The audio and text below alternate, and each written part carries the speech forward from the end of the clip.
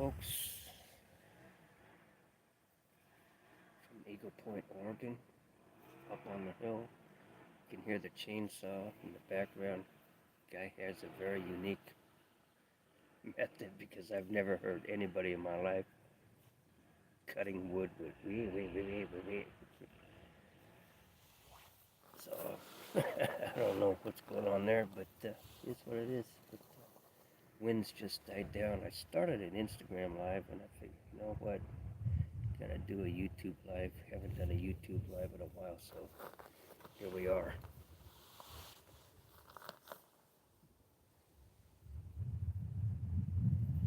And as always, you guys know me. Free to talk about whatever you want to talk about. If you're trolling, you will be kicked out. So don't waste your time. Hey Patrick. Hey Chad. Nature Boy. I was looking at Nature Boy. I said, tell me I got a troll already. So, hey Ghost.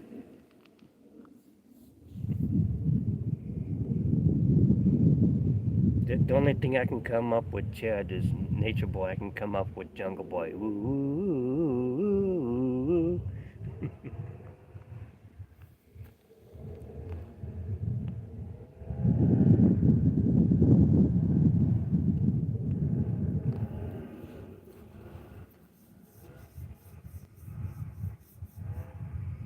So I've got the, actually turn the camera around so you can see what I'm operating from tonight. Right there. So that explains the camera angle.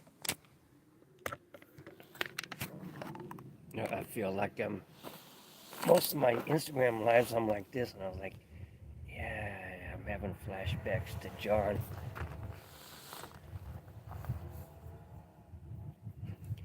Yeah, sorry, Troy. So I'm guessing, Troy, you just were popping into the Instagram and I saw it and I went to YouTube. So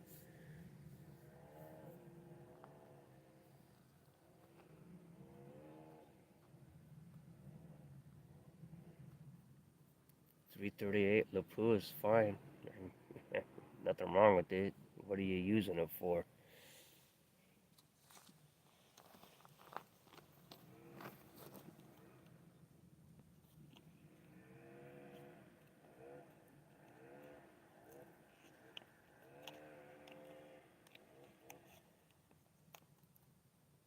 Moose. And that should do it.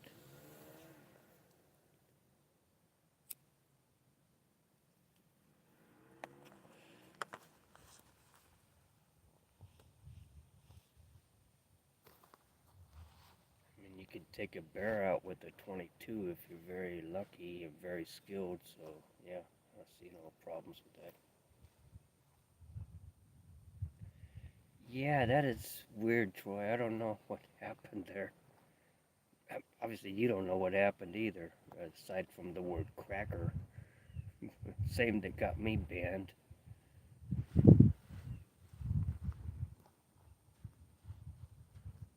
You know, if you're a white guy and you say cracker, they'll ban you. If you're Jewish and you say the word Jew or Hebrew, you get banned. You know, you're Polak and you say the word, oh, you're Polish and you say the word Polak, you get banned. I was like, really?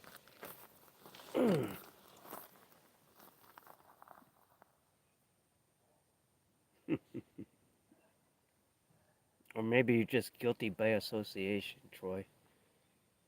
They're letting us continue to roll, but because you like us, they don't want you liking us.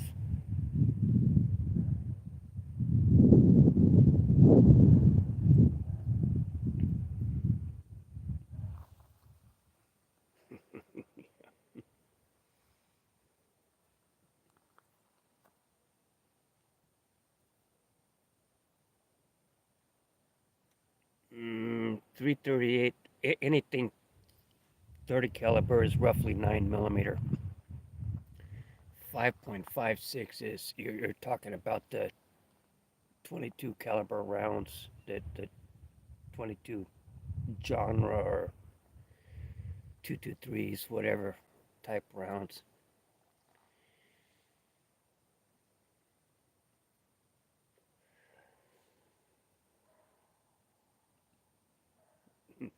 Thank you, Patrick.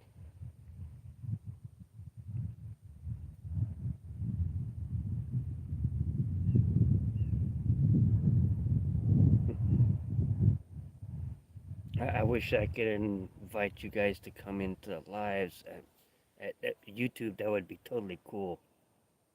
Venmo, Rumble, if they did that, it would be totally cool. That would be a game changer. The 338 Lapua definitely has bigger hitting power. It doesn't have the range, but it has more foot pounds of energy.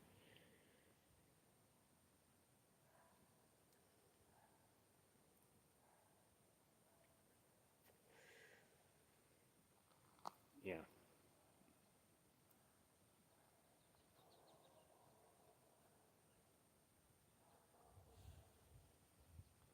Yeah, and the other thing when you're, as he mentions, talk hunting moose, 5.56, which is basically a 22, 25 caliber round.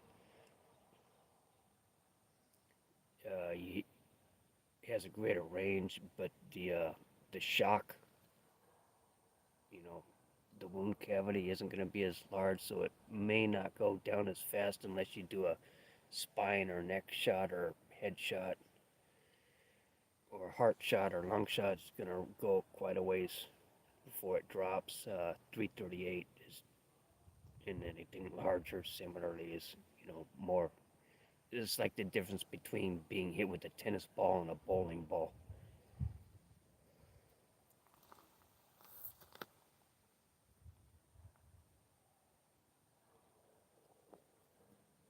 High caliber, high velocity, low caliber rounds like the 2 to 3, whatever, have a high velocity. But what happens is they can hit, if they hit a bone, they may ricochet around, but it hits at such a velocity, the target, if you will, there's a period of shock, and so instincts kick in, and it runs until everything shuts down and it drops. With larger calibers, there's such a trauma and of such a wound channel that I mean it's almost instantaneous.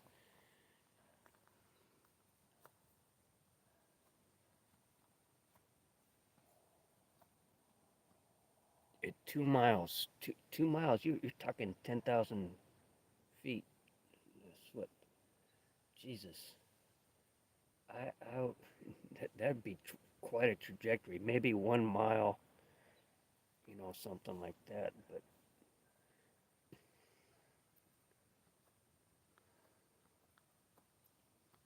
cool, Troy, Patrick. Troy.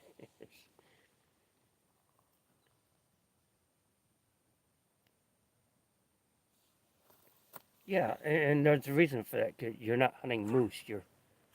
I mean, for all intents and purposes, hunting humans in most cases.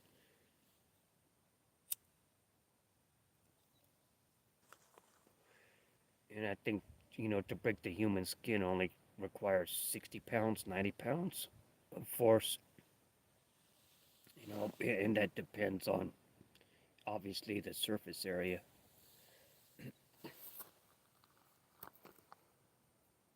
Yeah, 7.62. Yeah, that's a little slower round.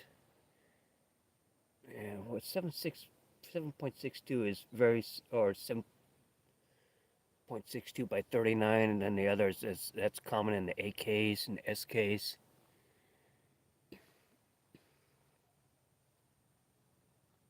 Yeah, a lot of that has to do with NATO too. So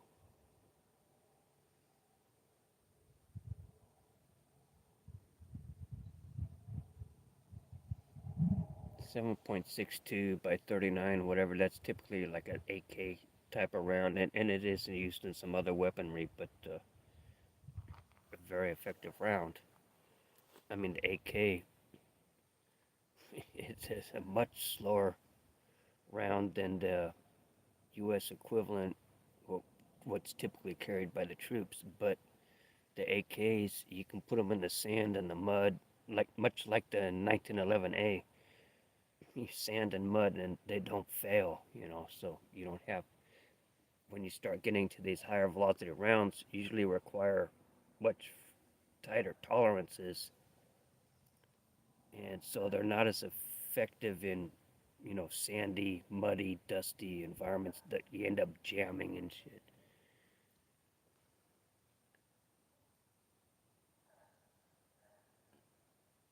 Hmm. Yeah, I'm just speaking generally. There's a whole bunch of Geneva Convention and NATO nonsense that goes around, but great. My first YouTube video in a while, we're talking about how to kill things.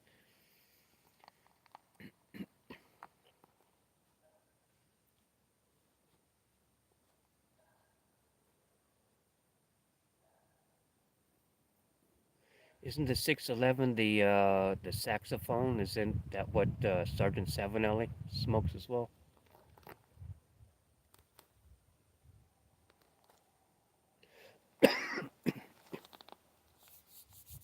Here's an interesting fact, Troy, if you didn't know this, or if any of you didn't know it. Remember back in the day, you go to work with everybody, everybody's having a smoke before they go into the office. They go in, they have coffee, whatever, and then they're going batshit. They can't wait for lunch break or a break, and they're out smoking again, or they're going to the restrooms, getting a smoke. Nicotine actually attaches, or caffeine actually attaches to the nicotine molecules in your system, and you end up going pissing whatever and flushing it out. So that's nicotine. Caffeine negates the effects of the nicotine by stimulating the kidney and the bladder or whatever, and you flush it out and creating a desire for more nicotine.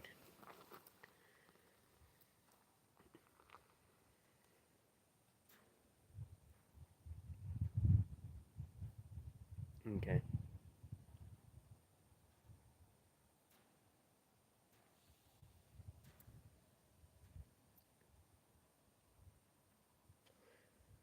But isn't the 614 a bent shape?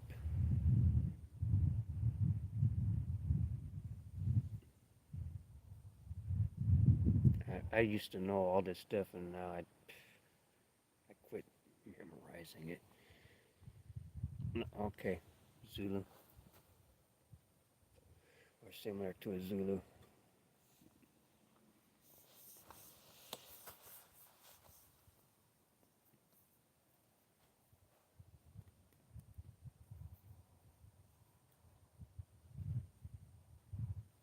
I'll look that up later just to refamiliarize myself with it. Since I don't make pipes anymore, I just dabble. I'm spending more of my time now focused on VA disability because although they rated me at 60% from my lower back and then down both legs, they tapped this knee and it didn't even freaking move. And I was like, she said, I never seen that. I said, that's the first time it's happened to me too. So, but this last year and a half, everything is everything, and they've been treating me for the upper neck injury. It was the first injury in the Navy on the same base, same command, and acupuncture and everything, and then loss of feeling in my hands, my left arm, and somewhat in my right. But they haven't even addressed that. And I was like, they've been treating me for this for years, and for at least 10 years, 12 years, they've been treating me for hypertension. And nobody ever told me that's because of the back. I was like, fuck. so, so I'm gonna shoot off a message to a couple guys that have joined up on YouTube for veterans benefits, and both former Marines. One of them worked for is a VSO, Veterans Service Organization, or a VSR, Veterans Service Representative, for 10 years. But these guys know their shit. But they recently joined up, so I'm gonna shoot them off an email tomorrow and give them, hey, here's access to my medical records, and we got more eyeballs on it because the doctors ain't telling you shit. If they work for the VA, they're not telling you. They let you figure it out for yourself.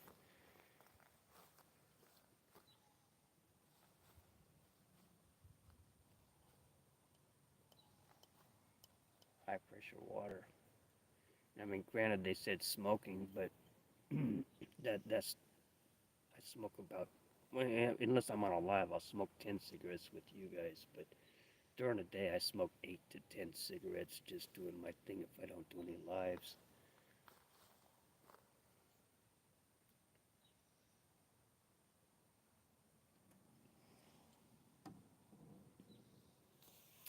One second.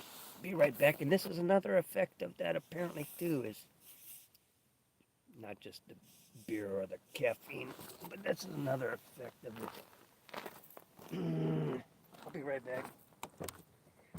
Talk to a man about a horse.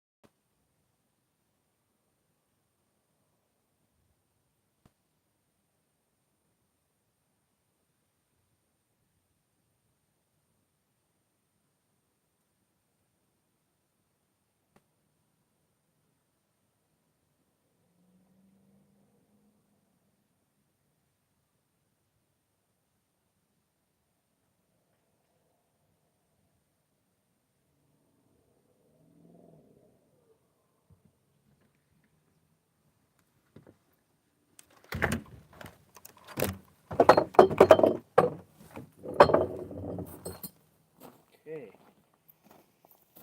So that's how wanky the steps are here. Empty beer bottle sitting on the step and stepped on the step and it rolled down. So.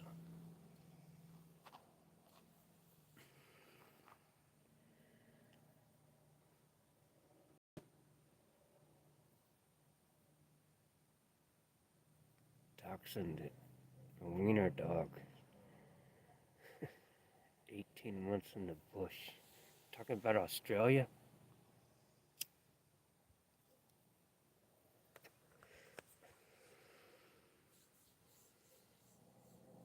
Dublin. Okay. So a Dublin or a bent Dublin?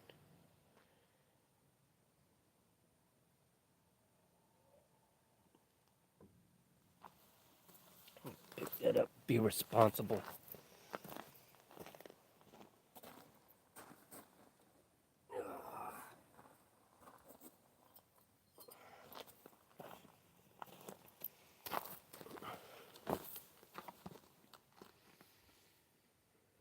Okay. So like quarter bent, half bent.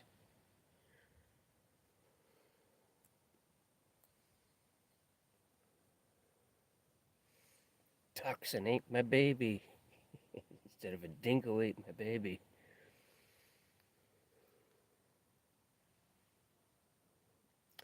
Yeah, ghost. I can get that. I'm sure it's. Yeah, I mean, it's pretty easy given. I just have to dump the medical records in front of them. But the problem with that, and I'm thinking about it, but if I take the TDIU, I can't earn any money. It may get to a point where everything hurts so much that I can't, and I have to do it. And I honestly don't see that happening right away. Even things are going downhill fairly rapidly. Everything's almost bone on bone: shoulders, neck, hip, knees, ankles, feet. But I would rather have the 80%, 100% disability than the TDIU, because then I can still work as I'm able, because I do enjoy making the pipes for you guys. It would kind of suck to spend all the money I spent to get up here and on equipment, and spend a lot of money on Briar. So it would totally suck to have all that sitting there and not be able to, sell it.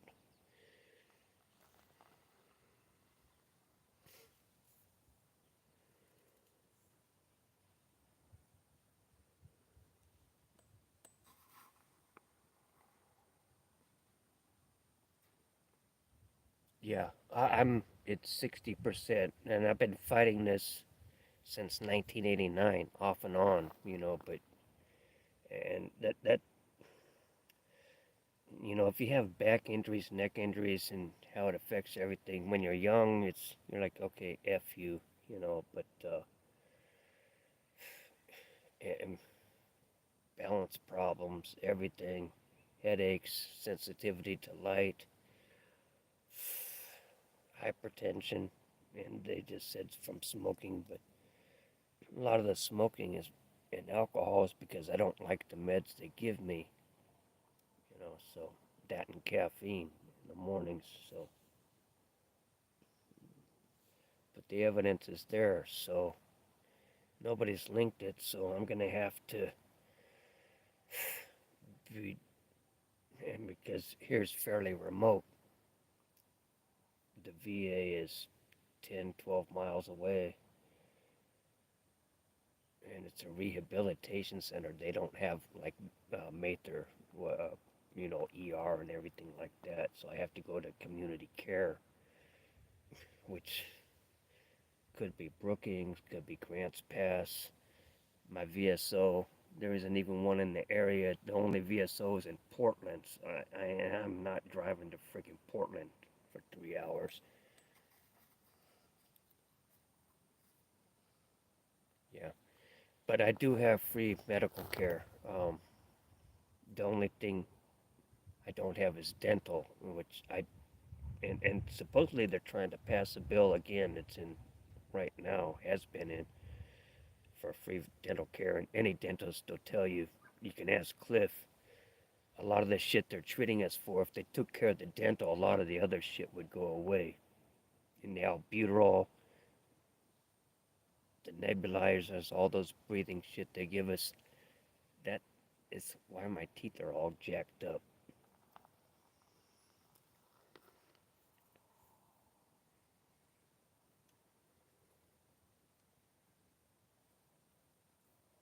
Yeah, yeah. TPI, the way I understand it, you can't have any side gig. And they don't care if you're doing it for free. They're gonna, if it's on TPI, they'll reevaluate you and cut it off or drop you down.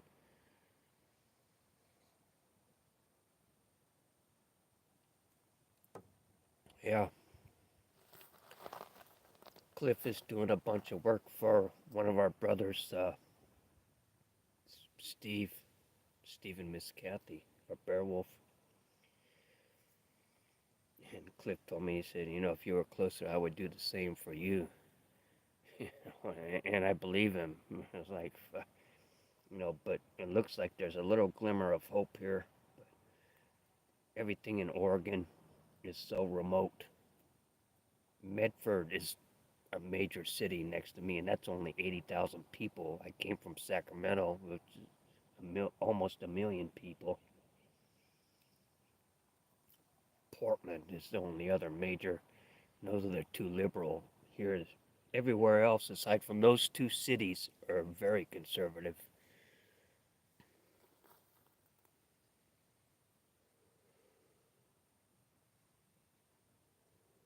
Yeah, I might. We'll see how it goes because I have some commissions to finish up, and God bless you guys. You've been patient with me for the commissions. Um,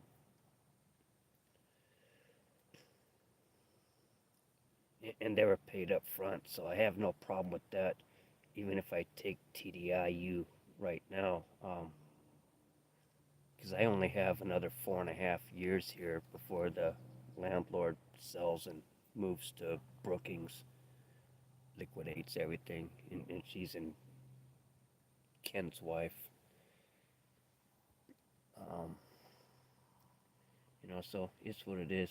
But and when you're young, everything seems like all the time in the world. But you get older, 20 years, 30 years goes like this, 5 years goes like this.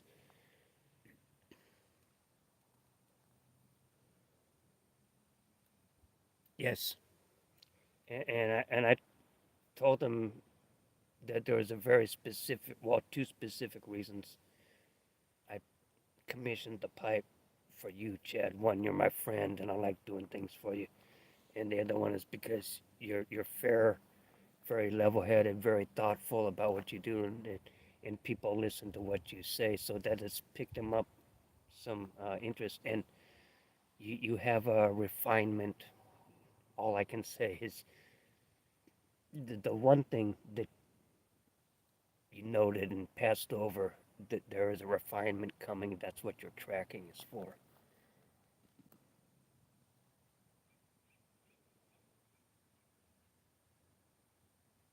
Yeah, ghost. I mean, yeah, and they, and part of it, then part of the VA disability is how does it affect your life or what you. I mean, I used to go hiking. I used to run freaking 25 miles. Used to go fishing, hunting, and I still have the fishing stuff. I have the hunting stuff, but I'm not hunting now. I'm more into big bore air rifles, so I can sit my ass at a bench and just walking down this little hill, you know, 50 yards, whatever.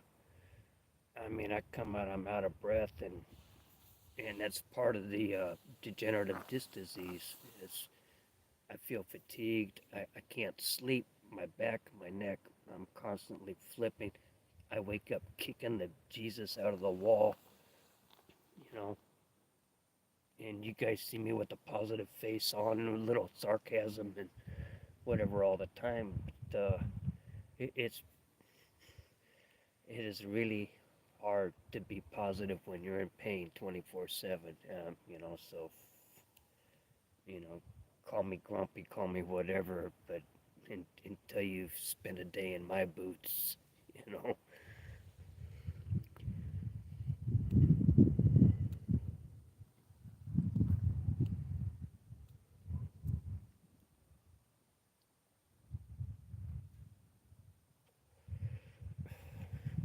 When I had my CMP, she asked me how I got the boots on. I said, with a lot of expletives and profanities. Started out with caffeine and a cigarette and profanities, and ended up with just profanities and expletives. I said, because I'm single, my daughters are grown, they live in Texas. My ex-wife couldn't care less. She lives in Sacramento. Nobody's putting my boots on for me. I have to put my boots on myself, like it or not. Yeah, it does. And so I have a lot of respect for guys that I know are going through what I'm going through, and you know, if we come across a little crotchety, that's on the positive side. You don't want to see us on our bad days, you know. Yeah, I can't sit or stand more than an hour or two. That's despite restroom breaks. Sometimes I say restroom, but I'm not going to the restroom.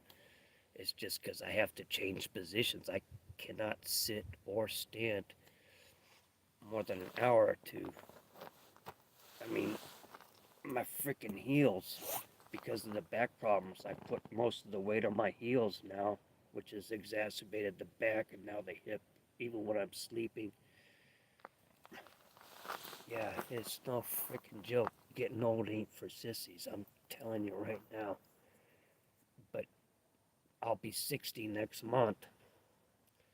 But my mind still remembers all the things, and I want to do that. I trust me. I want to go run 8 miles through the forest or whatever, or run down the beach for 12 miles. I just fucking can't do it. Every time I try to do it, think, ah, fuck it, not today.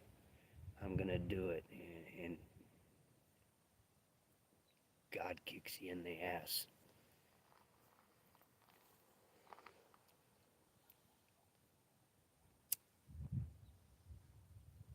It is frustrating, So there are, and and you know what it's like with vets. They ask you how you doing today. You're like, I'm good, because that's the vet mentality. Or you go to a CMP exam, rotation, whatever. And so for years they've been denying me. And the last one I went to, I said, you have to understand. If you're not a vet, you have to understand. When you ask vets to do this, we have this can-do mentality. Even if it freaking kills us, we're gonna do it because you told us to, and you're not gonna help us off the ground. So I'm just gonna go pretend it's my worst day, and yeah, my bend over, my hands extended. I can't even reach my knees.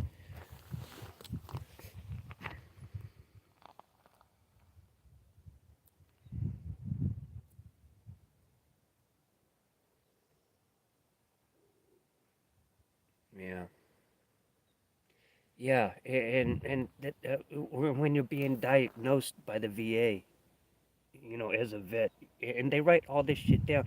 The shit you tell them that, like I said, all these symptoms. I was like, fuck. There's no reason I shouldn't be 100% long time ago. I shouldn't have been fighting it this long. It would have saved me a lot of grief and a lot of, physical and mental pain, because it's literally like walking on a balance beam 24/7. And at some point, the body and the mind fatigues, and you start, like me, I start bumping into walls and shit and just like, damn it, or hitting my knee on shit because my balance is going off because you fatigue. It's ridiculous.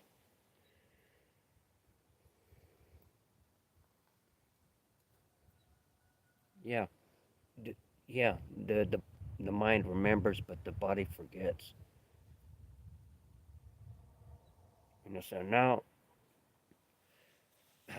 over the years, I've just become brutally honest, especially with my doctors, even the primary. I say bullshit. You know, he says how, and I tell him this and this, whatever. And if I'm wrong, he'll pull it up. Apparently, doctors all use Google, inter-hospital Google functions now. If I'm wrong, he'll pull it up. If I'm right, then usually they say, well, you have a point there. And I say, okay. So can we write that shit down? Because everything I've said to you, you've never written down.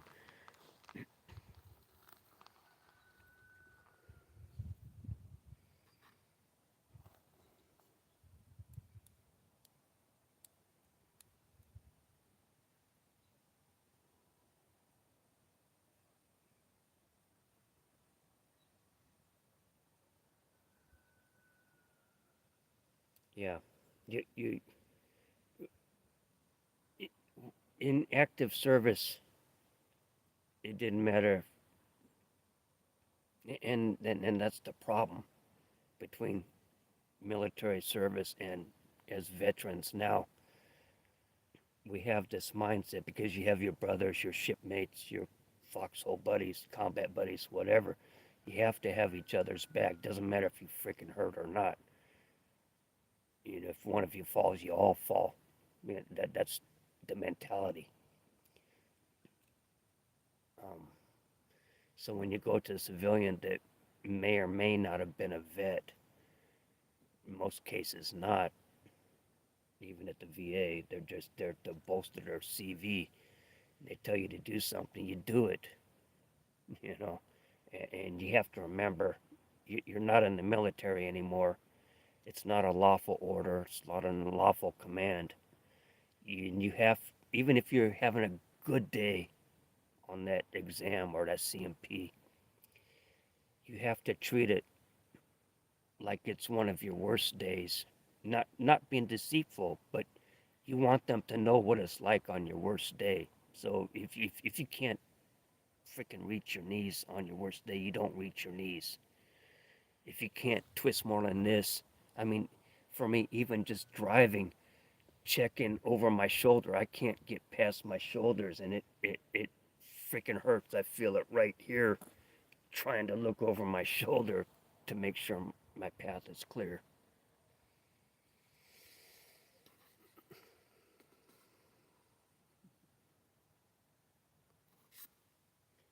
Yeah.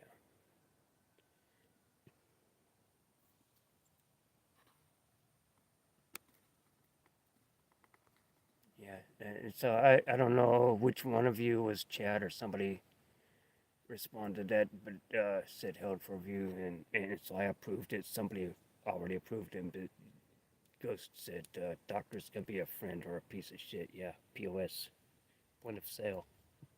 So, which actually, ironically enough, they can be a piece of shit and a point of sale for the pharmaceutical company.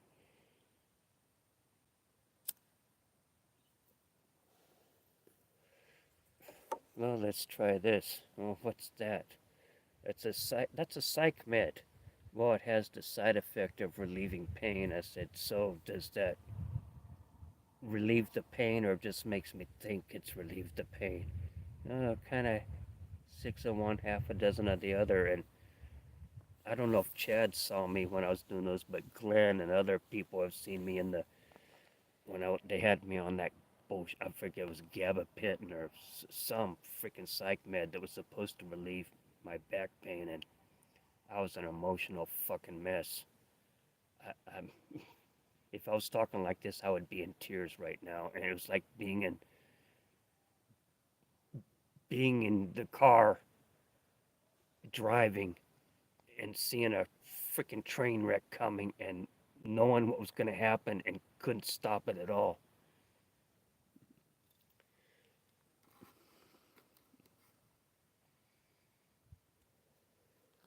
Okay, thanks, Pat.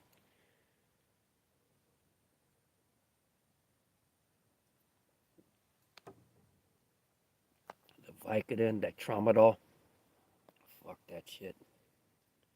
Tramadol, I couldn't take it. And Ken, who owned this house before he passed, he was on Tramadol, and he's the one who saved me on Tramadol. He told me take half a Tramadol, which is basically a synthetic opiate. In the EU and other places, is still considered an opiate. Now it is here as well, but for years it wasn't. But they handed that out to you like freaking Halloween candy. Here, take some. You know, want more? Take more. Yeah, but I learned that, and I would only take it when it was a totally function or don't function scenario. If I had to function, I would take half of one, and that was just enough to numb the pain, not kill the pain, but numb the pain enough that I could get through 6 to 8 hours and then be done.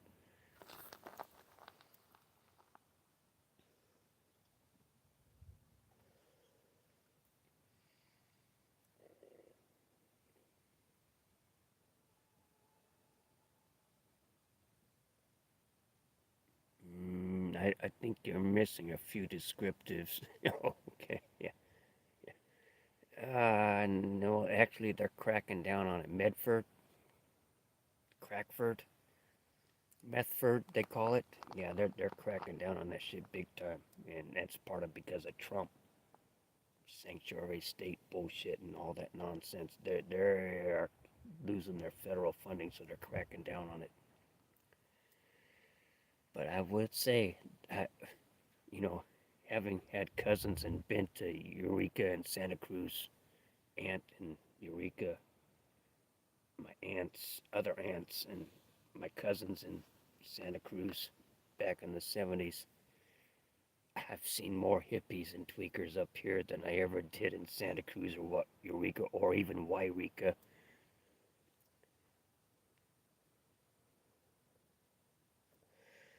Can I get access to the liquid?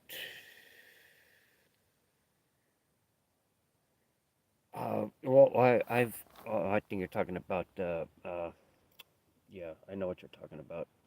One letter different. Yeah, I actually was taking the gummies before I moved up here, and I finished my second bottle of them, but I would take half a gummy, and that was just enough to numb me, and it actually kind of hyper focused me, but I wasn't totally situationally unaware. I don't like being, so stoned that you're like, somebody punches you in the face and robs you, like, oh, it's cool, man. Fuck that. But I would be numb enough that I could work, but I would be hyper focused on what I was working on. And I would say, oh God, how long? Then I'd snap out of it. How long have I been here? And it's like, it's only been 20 minutes. Oh shit, I'm making progress. But and I told my primary in Sacramento that I was doing that. He said, well, you're on the tramadol. You can't do that. I was like, dude, when we did the tramadol agreement, I had to come in every 6 months for a face to face and do a piss test to prove I wasn't an addict and I wasn't drug shopping, pharmaceutical shopping. And that happened twice. And since COVID, nobody's called me back. So I haven't been on the freaking tramadol, since 2021.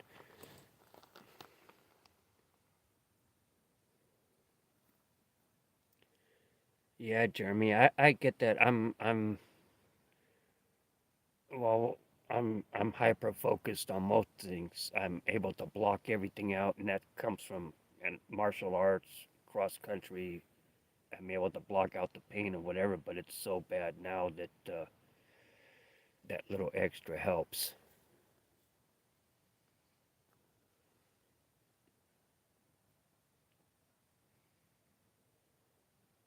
I mean, literally, they gave me lidocaine patches this big to put on my back, so it's like Novocaine for your skin. And I was like, and I've done that, and I don't need it because I can touch my back right now, the small of my back, and I can feel the pressure, but on the skin surface, it's just like Novocaine. It's numb and dumb. You could poke me with a pin, and I would feel the pressure of it, but I wouldn't feel the pain from it. Underneath, I feel it. Underneath, it feels like someone stuck an ice pick in me.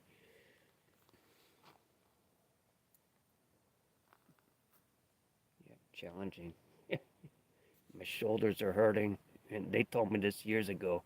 My shoulders, my elbows, my neck, my whole spinal column, my hips, my knees, my ankles, everything is fucked off. And I was like, I didn't ask that.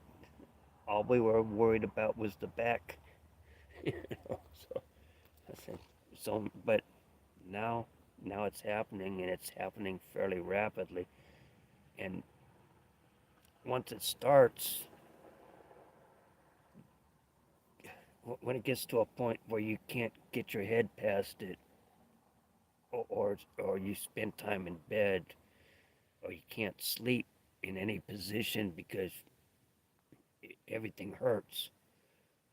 You keep waking up every 2, 3 hours. I'm just, at some point, everything then becomes stagnant. So you're losing your core strength,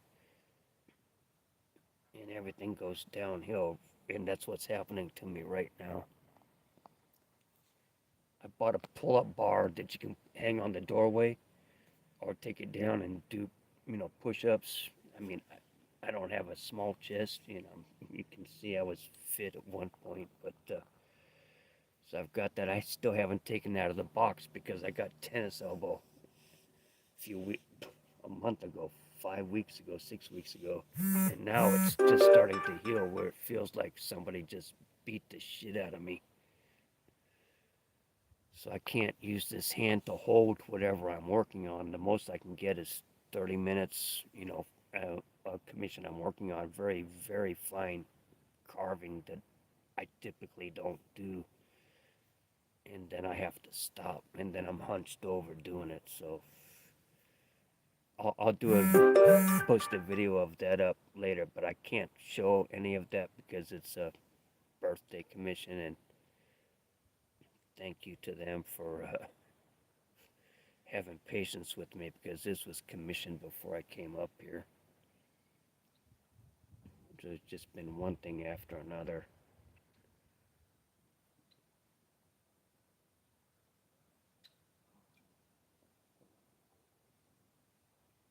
I agree, Jeremy. Sorry, Ghost Rider. I'm at 60%.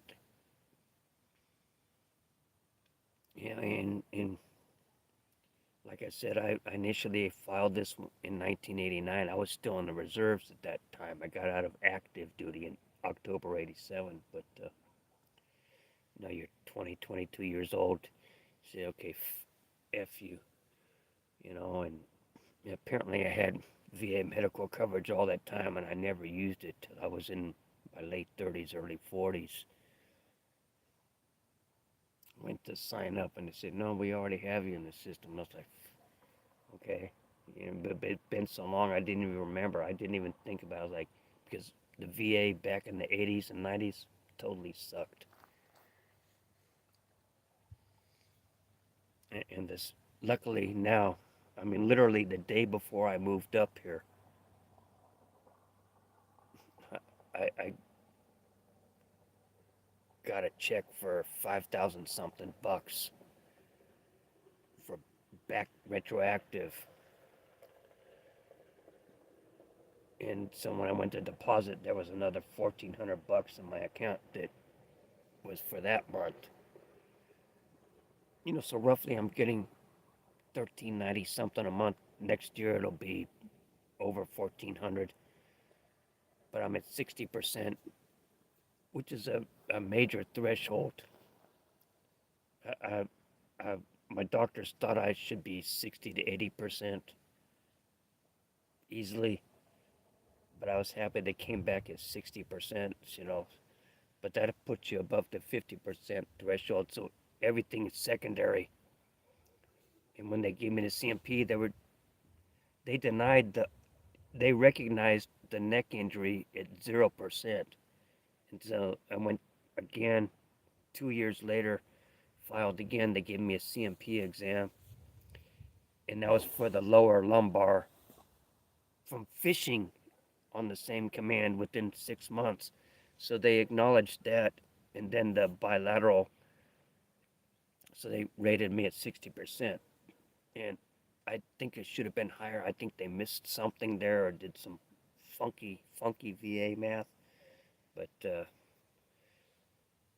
I mean, the evidence, what I'm watching this two guys on YouTube that have partnered up, both former Marines, as I said earlier, I'm willing to pay them to 1,400 bucks to evaluate it free, and then if I want to go with them, and then they're medical professionals,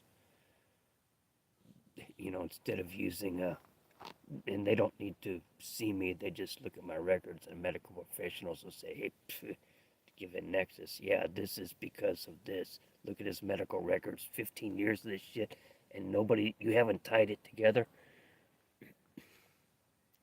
Yeah, so from 60% up to about 80%, 90% is fairly easy. Getting that 100%, I mean, one of the requirements for 100% TDIU is minimum 60% rating for one issue, and that's or 70% with one minimum 40%, and then combined 70%. So I'm sure I can get to 100% TDIU, but that prohibits me from working, so earning an income.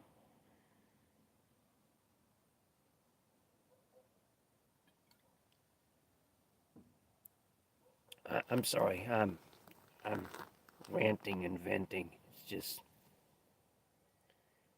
because it was acid, so I'm hyper focused on this topic. So somebody, Patrick, Troy, somebody save me. Give me an Chad. Give me another topic. So, my apologies, guys.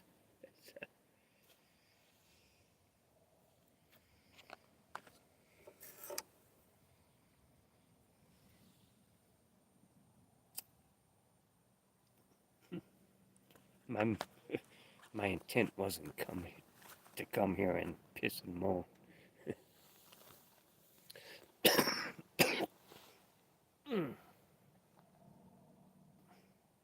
And as comfortable as this chair feels, this will be my last thing on this. Hopefully, as comfortable as this little chair feels, it kills my back. When I wake up in the morning, this has totally buggered my back. The new lathe still sucks. Thanks, Patrick. And yeah, I was gonna talk to them about doing that. What was it, 6 weeks, 8 weeks? Talking with tech support and quality control. I was like, no, quality control is what you do before you send it to the customer. Send somebody over to China, every 6 months or every 3 months, 4 months, whatever, every quarter. I shouldn't be talking to quality control. You should have enough feedback. And I'm looking at their sales catalog today. This model isn't even listed anymore. I was like, you bastards. But it has a warranty. So, in a few months, if I decide to fuck this, I want a refund, or I'll pay the little bit extra for the next model up. But at this point, I'm thinking just a refund if I find one locally. And a lathe, there was a 12-inch lathe and a mill for $1,000 a couple months ago, and I talked to the neighbor, but he was busy taking his roommate to medical appointments. He ended up having part of his thumb removed and cut open and scraping the rotting bone away, something. But it's like, damn it, you know. So that's another reason I'm thinking about selling the Trooper too. I'm looking at F-150, GMC Sierra 1500, F-250, GMC Sierra 2500, Dodge Ram, something a quad cab or dual cab with the bed on it, because I, I I could have driven there, but there's no way I was going to fit it in the Trooper. If I had a bed, I could do that.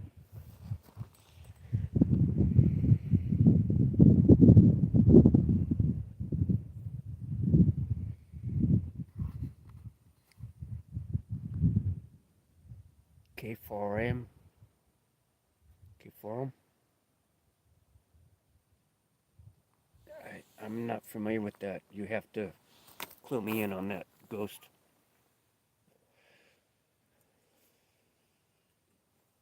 Be right back. Alcohol and water pills don't mix.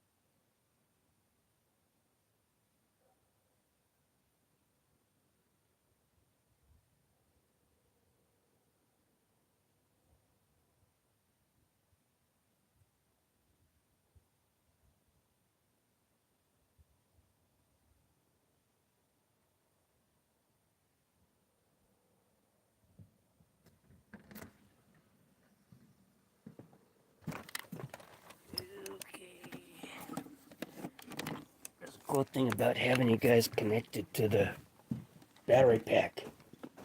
We're gonna move inside before it gets too dark, and somebody in the chat has to call 911 for me. So let me clean everything up. I'll be right back.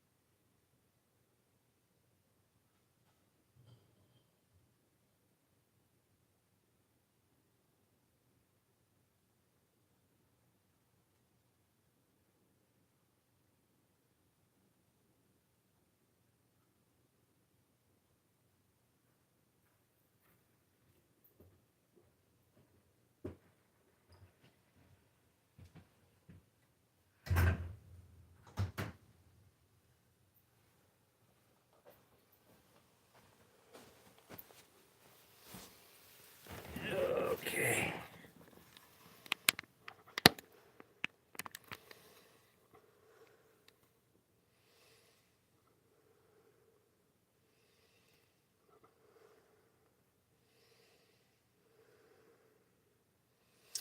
Yeah. Uh, so I think what you're talking about is John's daughter had a emotional moment and decided to take everything down. Um, Someone we all know, and I'm not going to name names, but talked to him, and supposedly he's supposed to be the, according to John's wishes and John's wife's wishes, is the administrator of the account. So hopefully that should be restored pretty soon.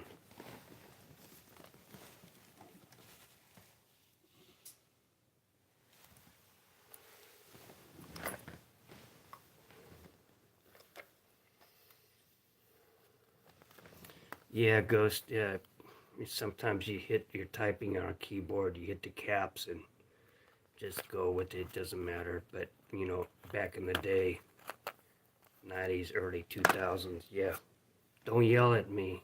All caps. It's just text. You can put any voice in your head that you want to put to it.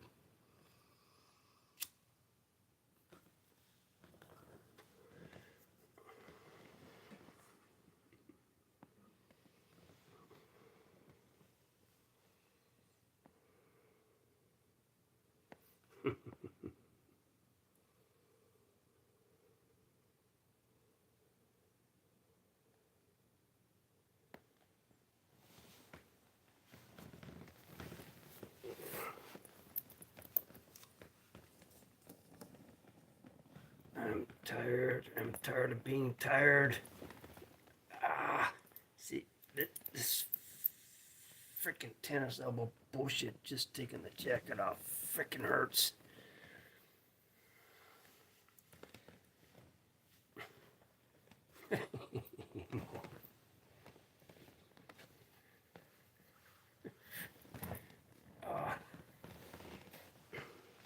Come here, Chad. I'll give you some emo.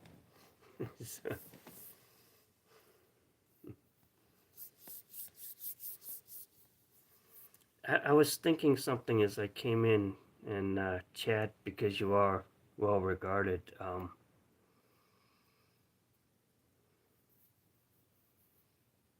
And I'll cover the postage and everything. Would you like to do the double yabo?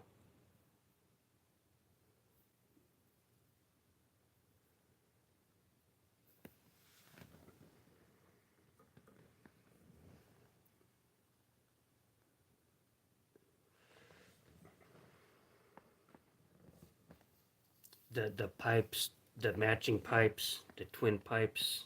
that I've been talking about with the ivory stems that Ken made before he passed. Matching grain, everything is one person can win it, but my initial idea is do a yabo and one person wins it, and I would send them both. And the caveat was that they had to do another yabo to give away the second pipe, so they're pipe twin. But I've been rethinking that, and I've been thinking about you because you are so well thought of, and you're very thoughtful in the way you do things. Was to send both of them to you and just do a gaw, if you will, and award them to two separate people just to honor. I don't know if you knew or were aware of Ken, but honor our buddy Ken, who was a pipe maker whose house I'm living in now.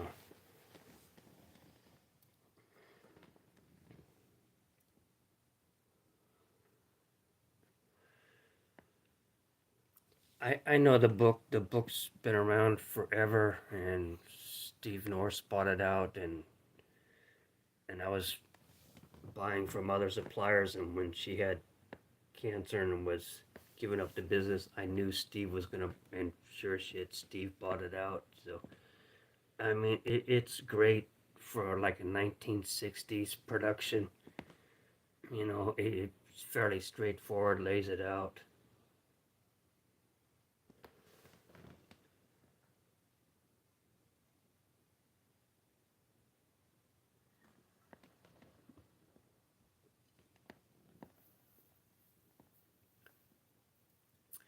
I the reason I choose you, Chad, and if you accept or decline, it's totally up to you, and I have no problems with that. I'm not going to be butthurt over it, so to speak. But I prefer you because you are a thoughtful person, and like I said, typically not so many of the new guys watching. It's the older guys, and it's the older guys that have been around a while that are going to know who Ken was. I'll pull out the pipes and show them to you, but I would think it'd be great, and I would love nobody better than you to do it, Chad.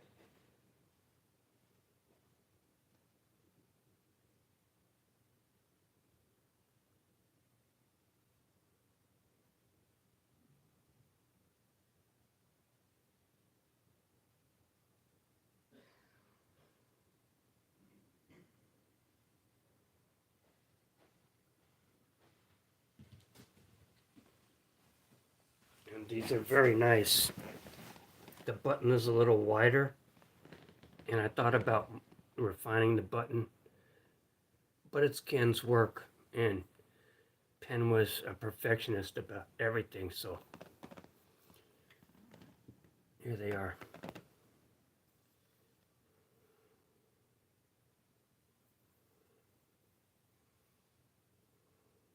Perfectly straight grain, Algerian briar. Damn near. I mean, look at that.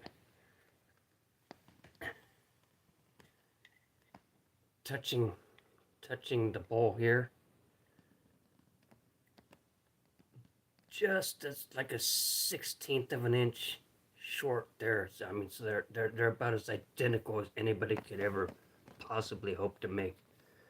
Funneled rims. Ken was a great guy.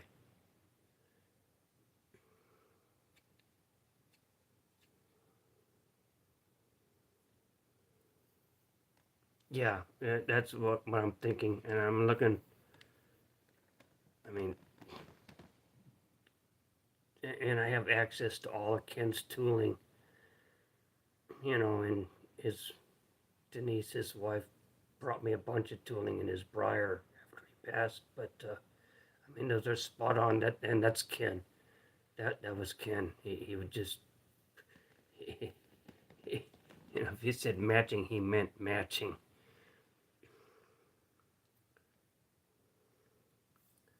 I just want you, Chad, to do this, and it serves two purposes. It garners you a little attention, maybe unwanted attention, but you can do them any way you want. You can do it. Whoever wins has to do another gaw and give the second one away, or you can do a gaw with two separate winners. I would go the two separate winners because, unfortunately, there's some guys that if they get both, they ain't gonna send one out. So, but I mean, look at that. I mean, they match up perfectly. That's my fingers. They match up perfectly. I mean, it's just Ken was such a perfectionist. And I've already talked to Denise about this. I told her when I first moved up, I said I found these down in the shop, and I said I remember him making these, and I forget he had something in mind at the time, and I forget what it was. But yeah, I would be honored if you did this, Chad. Kind of like the recent commission. I'm a little more. I'm a very generous person, even when I don't have anything. But the disability has afforded me an opportunity to be a little more generous. So I would love that, Chad. I will get them out to you.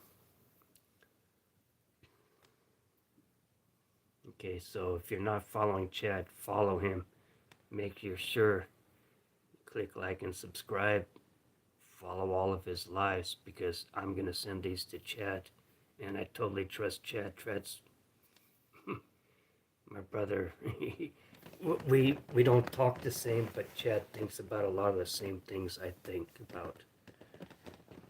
Sometimes makes my brain hurt, and I make his because it makes me think deeper, and I make Chad's brain hurt because just like I can't believe he said that. So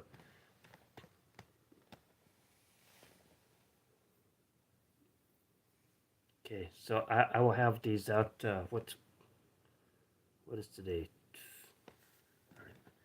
See, that's what sucks about pain when you're not doing anything but medicating, and I don't even know what is today. Sunday. Yeah, I will have them out this week, Chad. Well, Chad, if you look on YouTube, Kenji Tattoo, Kenji Tat, and the number two, that's him. He was part of he was one of the original founders of the Las Vegas Tattoo Convention. Started as a engineer, working for Carmichael, city of Carmichael, in the engineering, and decided he did that when he was young, and decided he wanted to be a tattoo artist, and he knew Sailor Jerry, all those guys. He had tattoos on him from Sailor Jerry and everything before he passed. Some of his friends met up with him that he trained, and they gave each other tattoos on their calves, side of their calves, like British SAS would do or SBS would do, and he was a great guy. His videos are still up.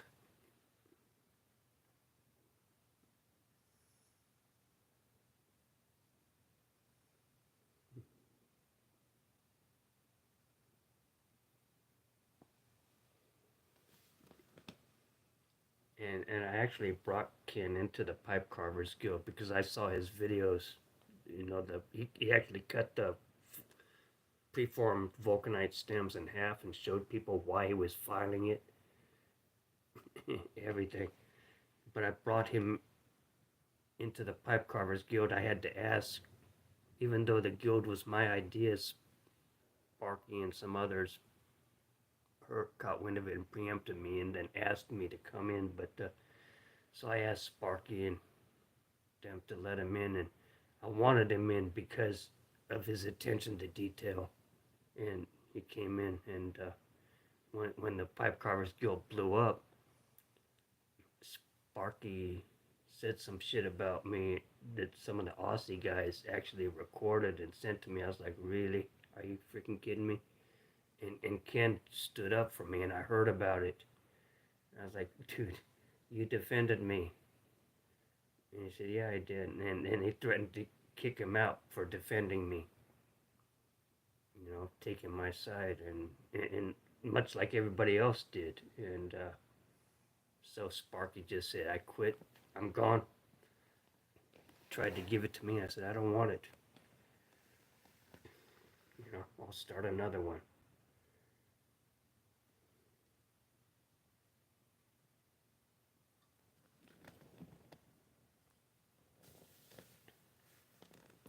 I will send you these pipes, and it'll take me a while to dig through my photo records or my online photos and find the photographs I took of Ken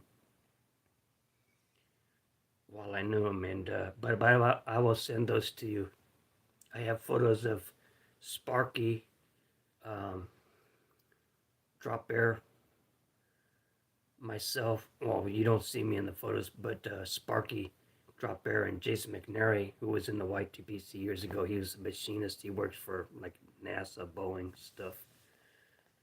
But we have photos of that when we all met up together. You don't see me because obviously I was the photographer. Yeah, yeah. But and these aren't, high gloss finish. They're exactly how they appear. They're satin finish, and and I think with the white and the straight grain, that's perfect. And even and the buttons are a little bit wide and a little bit thick. The bite zone. I'm looking at it. It looks like he didn't quite finish before he passed, but I know he would understand if I completed it, but I'm absolutely certain this was the roughed out shape. Which is saying something. That's the roughed out. I know, Ken, this is the roughed out shape, but look at that. They're both freaking perfect. There's no asymmetry, top or bottom, either one of them. They're both freaking identical. Look, you see all the way. So I know Ken. As close as we were, he would he would totally understand if I refined it because he would know I recognized he hadn't completed it. But I think just out of memory for him, this is as far as he got on these. Okay, yeah, man, but just damn near complete in anybody else's mind. Not for me, not for Ken, not for some other people, but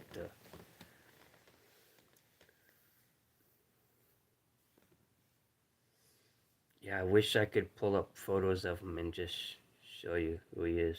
But check out Kenjitat. Let me go check my laptop and find his channel, and I'll give you the link to his channel, and you can see him. They're still up. I'll be right back. I'll write it down.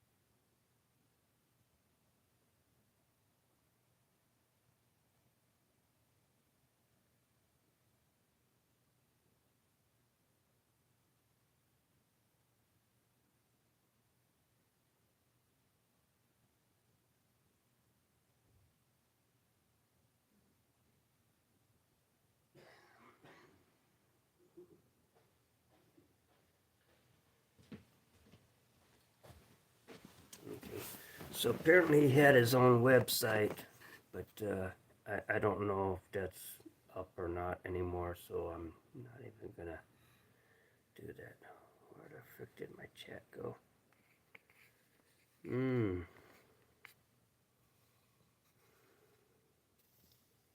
Okay, so if you can read that, KENJI TA2 TAT2 Kenji Tattoo. Kenji is a Japanese form of tattoo. So Chad or anybody, if you can read that, if you could help me type it in, because I've lost my keyboard here for some reason. Yes, thank you, Chad. Very soft-spoken guy. You look at his videos, you know, and he didn't have a whole lot of videos up because he had cancer and went into remission, or was having problems with the cancer, and then he has a whole aquaculture thing in the back of the house here, mushrooms and hydroponics and stuff, and he went into remission, and it was all good, and then all of a sudden it came back with a vengeance, and within months, my mom died. 2 weeks later, John died, and then by April, Ken passed. He was having trouble swallowing, and on the Zoom, I always went to the Zoom meetings, whether I was hurting or not. I was always in the Zoom meetings every Thursday because Ken was my friend and the Pipe Carvers Guild, and I knew there would come a point, and I did that for years. He was in remission for years, or going through it, and then went into remissions, and I knew this day would come, and I didn't want to be not there if and when it happened. So it happened, and that shit day came along where Ken wasn't in the live. There wasn't, and I got a message from Denise saying that Ken is having trouble swallowing everything. He decided to check himself into basically end of life. So, and then I talked with Denise for several years because I'd just gone through losing my mom, and then John, and a whole bunch of other people that I was related to or friends with over the years since, but stayed in contact, and so she felt that I had helped her and always been there and checking on her, either physically or messaging her to see how she was doing, without, rehashing it, giving periods of healing. And so when this came up, when I had the issues in Sacramento, she's like, "You're more than free to stay here." So that was a lifesaver. Sometimes your relations, even if they're difficult or challenging, for whatever, finding time, making time for people, sometimes because when I needed it, now here I am. So yeah, and they're all interesting, and that's just interesting in Ken being Ken. He was focused on minutia.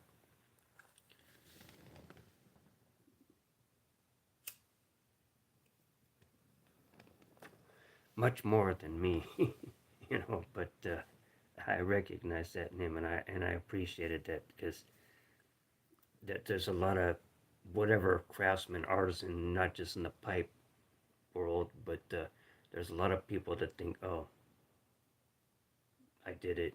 That's good enough. Yeah, hospice. Yeah, which isn't really hospice. They just gradually OD you till everything shuts down. Same thing, my mom.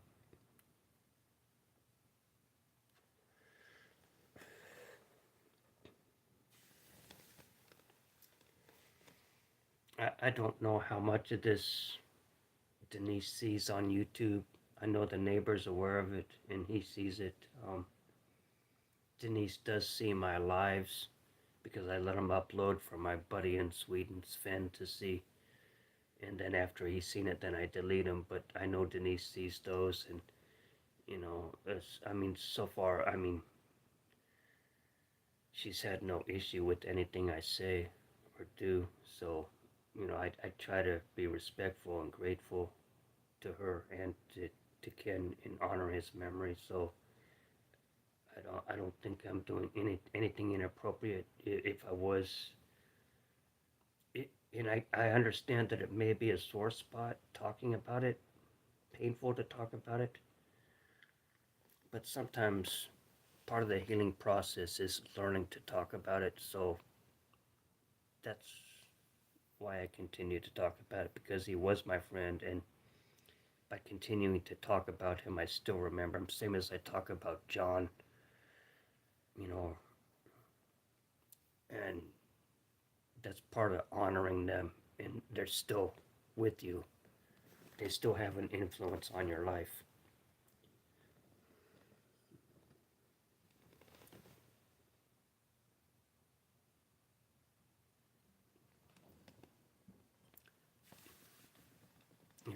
If that makes sense, that's my take on it. If I never spoke about Ken again or John again, that means I've totally forgotten them, or maybe I think about them, but I don't talk about them. That's not honoring them. If they really had an influence, you still talk about them, even if it's painful sometimes.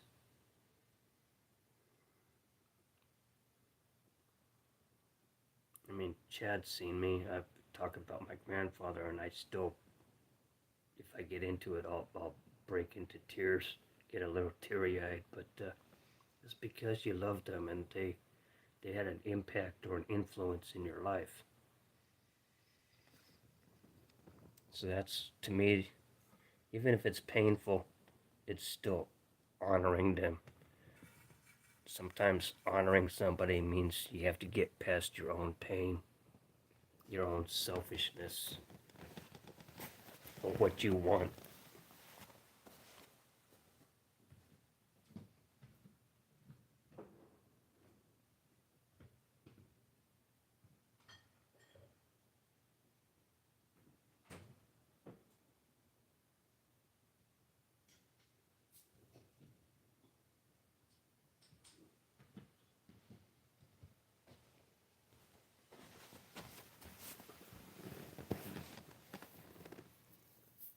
Yeah, yeah. You can't define. Maybe this is a topic for a video for you, Chad, or a live for you. That there is no love without pain. You can have pain without love, but you can't have love without pain.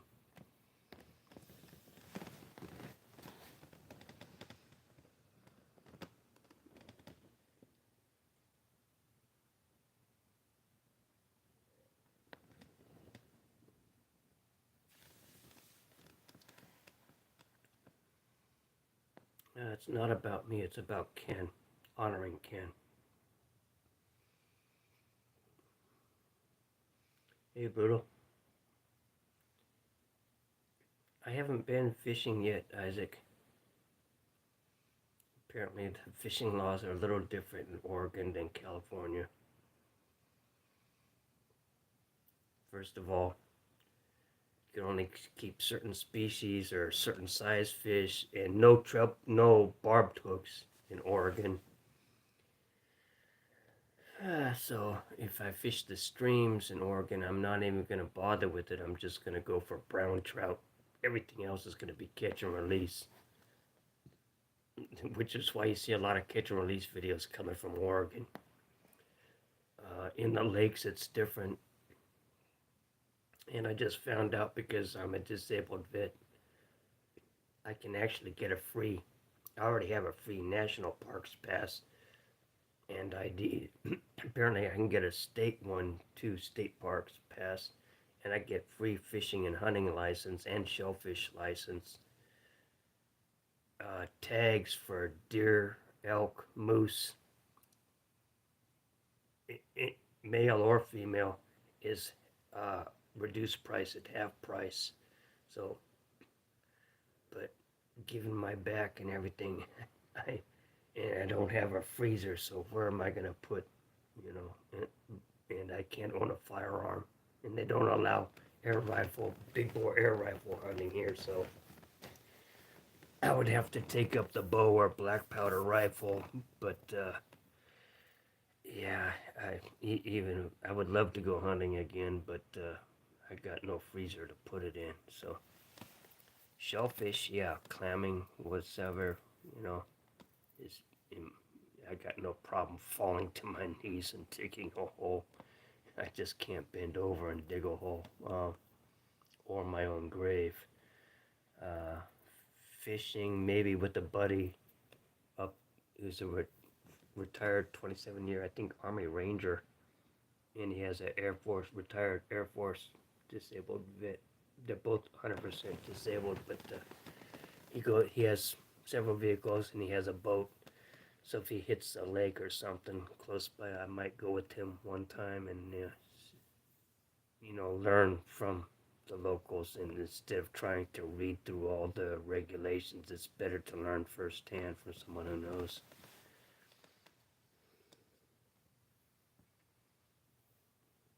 Yeah.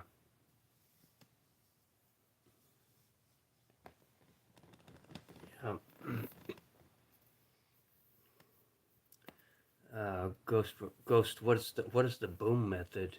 You talking about dynamite, or like in the Philippines, they would use a soda bottle and they would punch a hole in it, punch a grain of rice into it, and then shake it up and drop it over into the reef, and that would actually get their depth. And when the rice got soft, it would actually explode, and carbonated whatever would come out, and the fish would float to the top.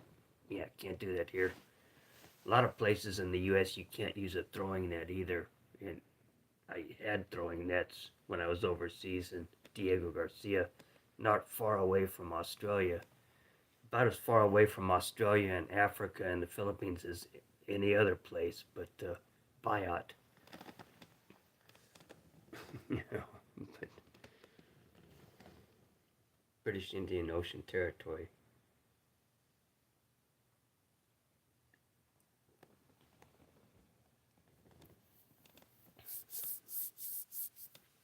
I would. I guess there's areas of Australia that are more conducive to my similar environment. But little joke for you here, Ghostwriter. True story. My younger brother's Air Force, former Air Force. He's retired and moved to Indonesia. New wife after his wife of 20 something years was cheating on him, got divorced, and several years later he met an Indonesian lady here, married her, moved back to Indonesia, and she does government contracting supply. And so he built a restaurant, coffee shop, beauty salon for her. And now he's in northern, now it's in, oh,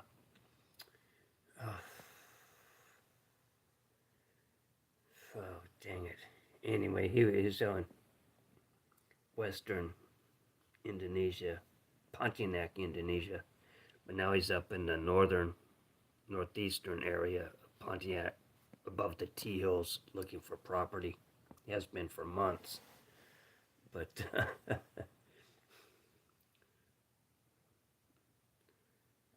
totally. Oh, so he and his wife went on vacation, and they do every once in a while. They went to Vietnam, went to, they didn't hit Thailand or Cambodia, but then they went to New Zealand and Australia because they were thinking about immigrating.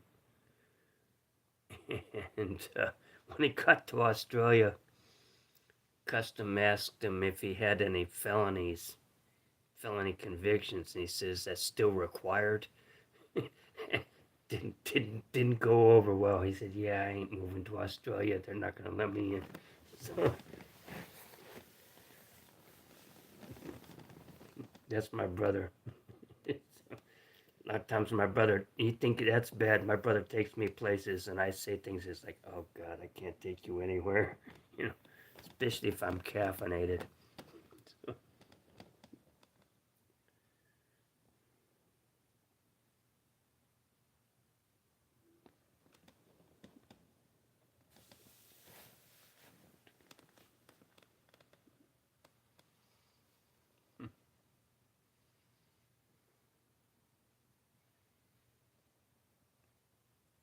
my youngest nephew's name is Isaac. The middle son, older brother, is named Christian. He's a sous chef in South Carolina. Actually, Robert's been to his restaurant, and they were busy, and Robert didn't want to go introduce himself. So and I told my nephew, he's like, "Tell him come, introduce himself. No, don't worry." Thank you, Patrick. Love you, buddy. Be good. Can't be good. Be great. Can't be great. Be freaking awesome. Pleasant dreams, Patrick.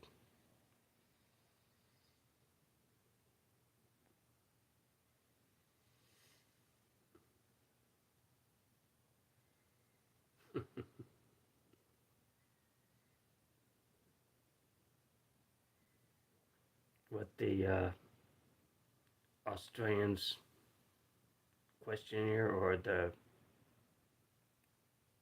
and I use the other statement: be good, be great, or be awesome. I say that almost in every live, and I say it in other people's lives.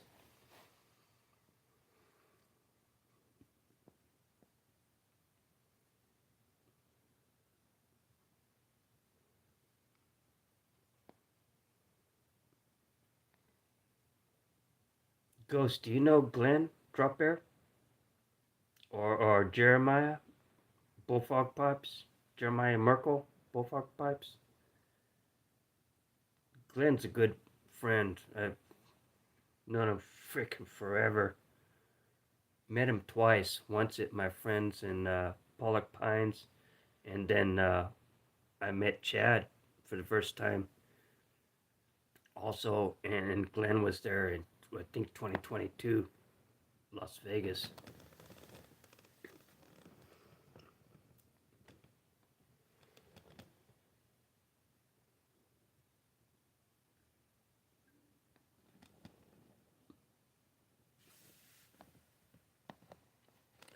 Yeah, I shoot Glenn a message every once in a while.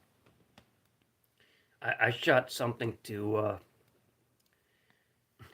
Cliff the other day, and it was a wallaby in the airport holding an airline ticket, and it's like a companion pet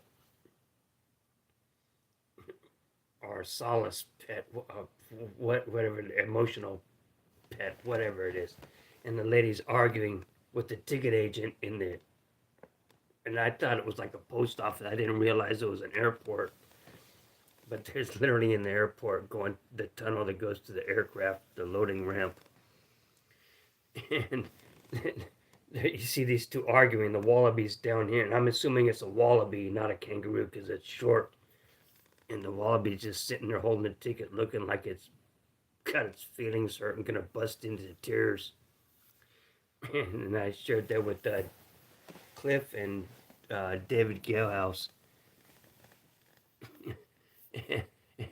And with David Galehouse, and I said, yeah, you can look at the dude's face, and it's like you can see the wallaby is like insulted and feels hurt, and then I put in this imaginary context. It's like I, I'm just trying to post this letter because I didn't realize it was an airline at that point, but it didn't matter.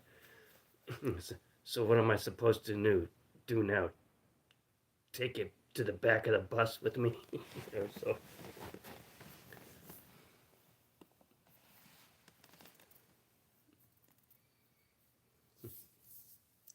well, mine is easy because everywhere I mean, you can Google me and it just says asshole everywhere, despite me using my own name. But Yardism is Chad.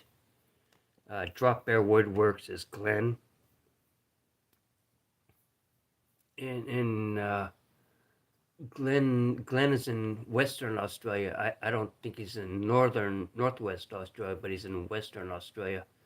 Uh, Jeremiah Merkel, he's doing Ironman contests and stuff, and he's a contractor. No, Glenn is in New South Wales. Um, Jeremiah, and he still does pipes, but the problem for most Aussies trying to make pipes is you get the shit and you get it wet, and so that's months of drying time, slowly drying, and then you have to pay duties and shit on top of it. Yeah, Brisbane, okay.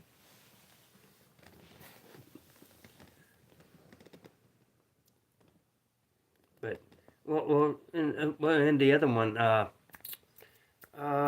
what's the other Aussie guy? He doesn't show up as much anymore, but he's a former Australian police officer.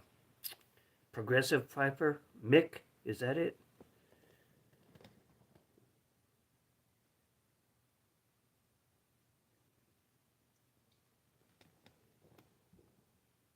Yeah, Mick. And Mick's a good guy. I don't always. Well, a lot of us don't always agree with Mick, but I have no problem with Mick. You know, as long as he's free to speak his mind, he, and being a former police officer, you're free to speak your mind as well. So there's no grudge or combativeness there. Yeah, but I think Mick is a very well. He thinks even I don't agree with his point of view most times, but I do see that he thinks through and he's come to this conclusion. So I'm not gonna rip him a new asshole or say, "Oh, you're wrong," blah blah blah blah. I mean, that's his opinion, and you can see there's a lot of thought put into that. Yeah, I haven't spoken to Jeremiah in freaking years, but Jeremiah and Glenn were when they had the problem with the Pipe Carvers Guild. They're a couple of the blokes that actually backed me up. A lot of American guys in the guild, and I'm not gonna name names, or like, oh, just get along. And I was like, some of them I just told, some of them were young, and I was like, sometimes you just have to sit back and shut the fuck up and let things play out. You know, the guys that are arguing right now, a lot of them are vets. That the problem is because there's a vet arguing with another vet who claims to be, you know, when I was a cop, when I was a cop, when I was a cop, as a okay, you were a volunteer on the Fat Boy program, you know. But you know, so sometimes, and the young guy had just joined the military, hadn't gone in yet. Now been in for several years. But I was like, sometimes I understand, but sometimes you just have to let things play out. Trust me. I said, once you're in the military for a while, you'll understand this better. And I think definitely now he understands this better. But sometimes you just have to let it be what it is, you know. You let them duke it out, hash it out. The shit. will float to the surface and drift away, and the truth remains. So that's kind of how it evolved. Yeah, yeah, it's hard in Australia. I mean, I would, years ago I had this thing about getting a pipe from every manufacturer or every artisan, and well, it was not artisan because I can afford artisan pipes. I can't even afford my own shit, to be quite honest. But and I couldn't afford to do it unless I was charging the prices I'm doing because everything's, yeah, I mean, it has to be profitable, bottom line, you know. But that being said, so I was looking at factory pipes, Canada, England, Germany, Poland, Waskaski, Wasanaski, or Wojciech.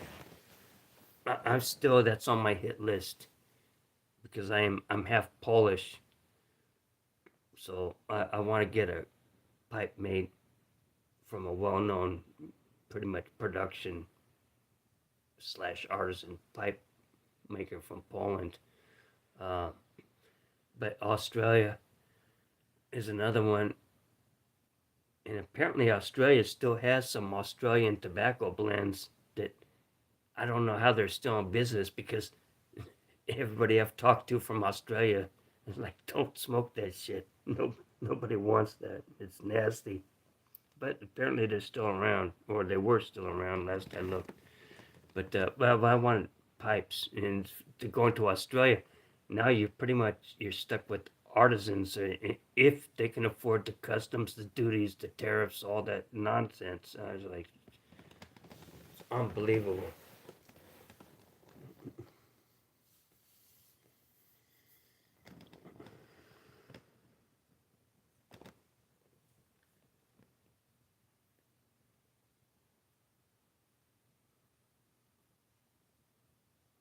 Yeah, yeah. I just a little ghost, if you don't mind, and I don't know if this is going to be sensitive or trigger you or piss you off, but this is a genuine point of view as a vet, and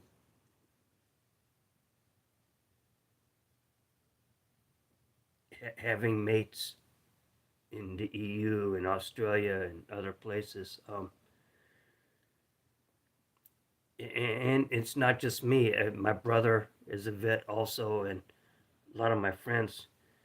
A lot of respect to the Aussies, and the Brits, SAS, British Marines, SBS. Uh, we've worked with all of them. I mean, it seems like I don't know, between World War II, Korean War, Vietnam War. I mean, the Aussies, the Brits. I mean, we're fucking there. And now, I mean, and so I'm just painting a picture here, and just our observations. And when COVID, the mandates started coming out, we were all sitting here biting our veteran nails, so to speak, and we're like, no, there's no fucking way Australia's gonna swallow this bullshit. And it seems like everybody in Australia capitulated, rolled over. I was like, no fucking way. The most macho fucking men in the world fucking rolled over. I can't. Maybe it's just because everything's so expansive, so it's hard to organize. Or I don't know. I'm just looking for an answer. But that surprised me. Surprised a lot of us.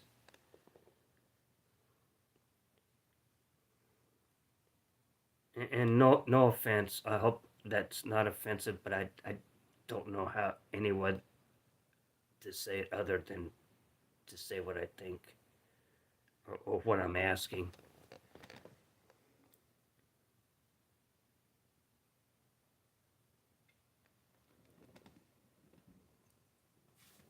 So what I'm saying is, forgive me if I'm offensive. I'm trying to learn, trying to understand.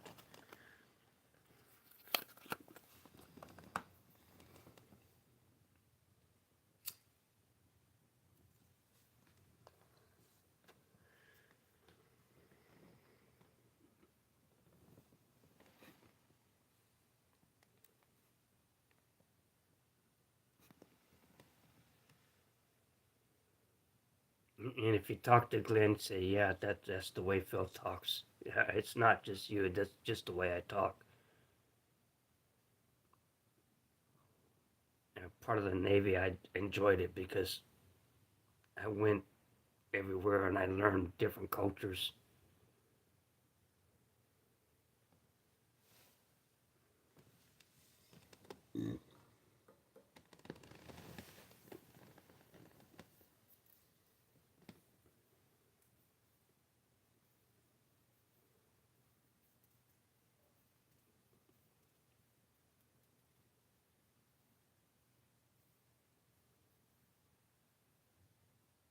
Are you making a comment or are you asking me in regards to, is that a question? Are you following up or are you asking me? You're not, I'm not crystal clear.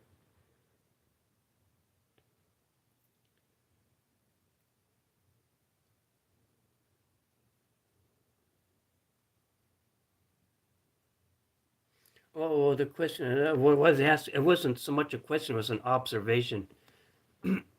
And obviously you get the observation. So my question is, how do you feel about that? Do you feel like all the vets didn't get together from whatever era?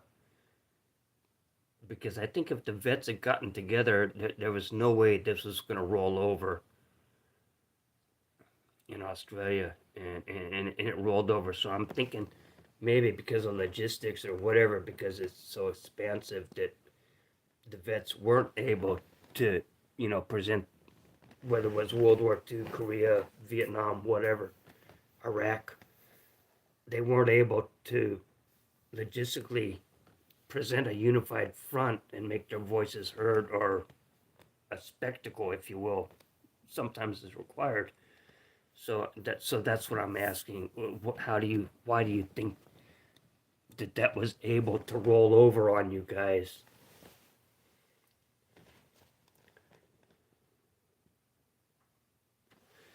It, think about it for a second. I'm gonna use the restroom.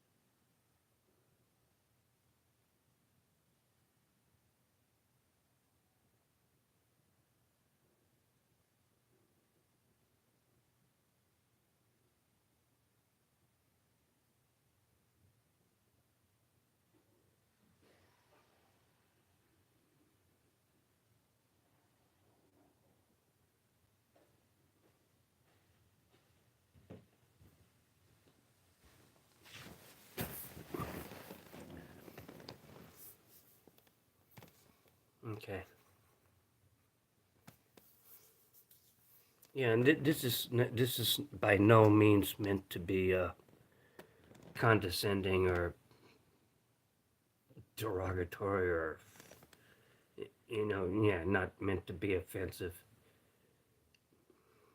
Well, what I was talking about, you had some.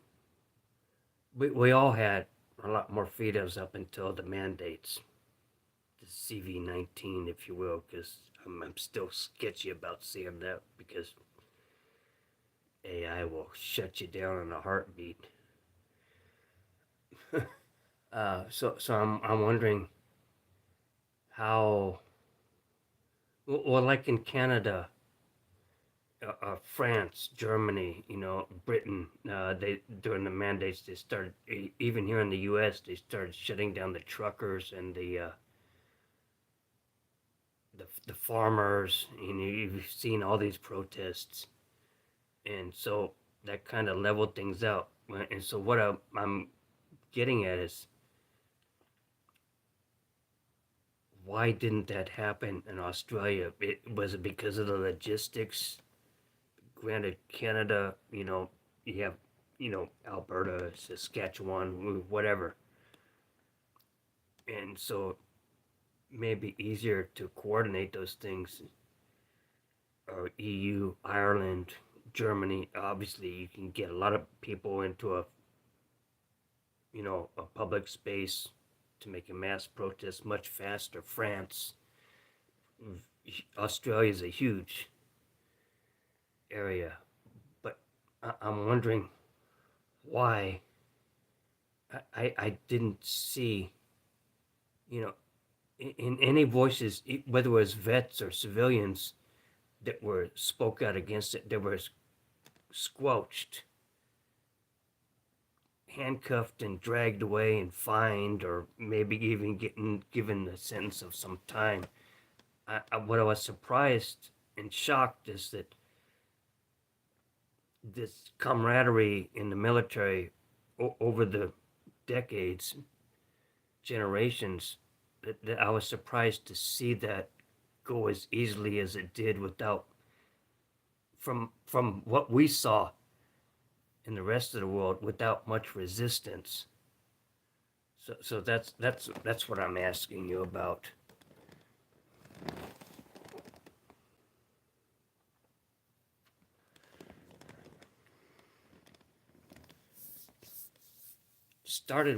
Hey Oscar, started with COVID, and now that's and they're trying to do it again, but it started with COVID, and now they're trying to do other things, and it's like the New World Order is just flinging everything in despair at the wall just to see what sticks.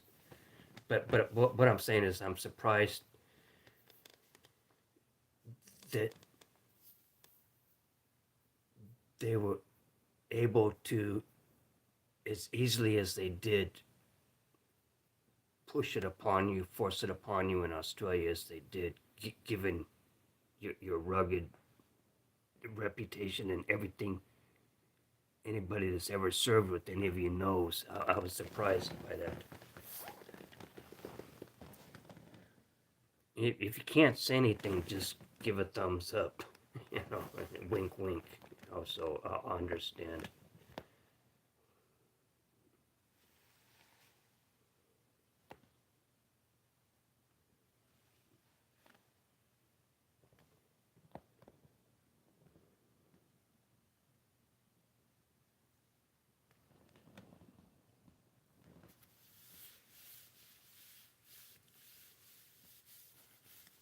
Or if you just don't want to talk about it, just say I don't want to talk about it.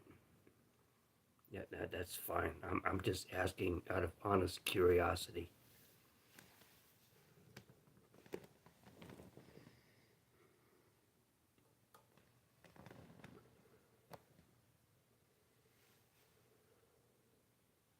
Yeah. Well, I've seen a lot of the civilian protests. What surprised me was, from what I saw, what I was able to view, from even looking at Al Jazeera or BBC or whatever, for different sources or different takes. What I was surprised was by the apparent, again, in my perspective, lack of these generations of Australian vets coming out and speaking up. See, I didn't even know that. That didn't even make the press anywhere. So it's not that you weren't doing anything. The government shut it down.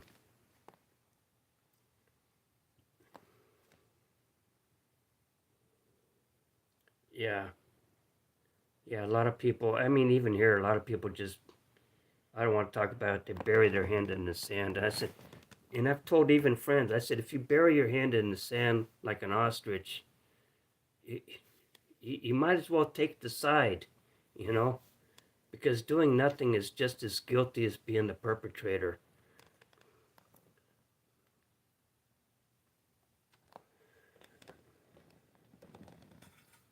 I've been doing okay, Oscar.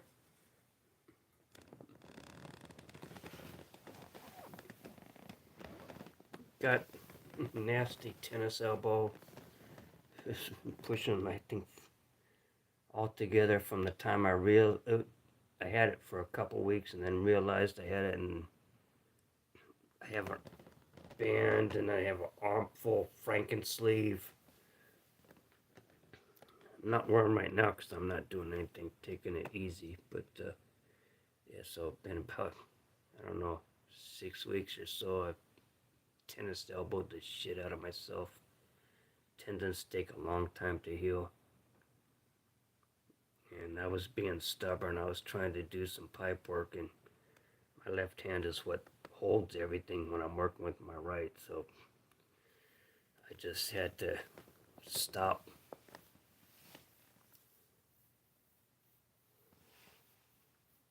Yeah, I've done all that, you know.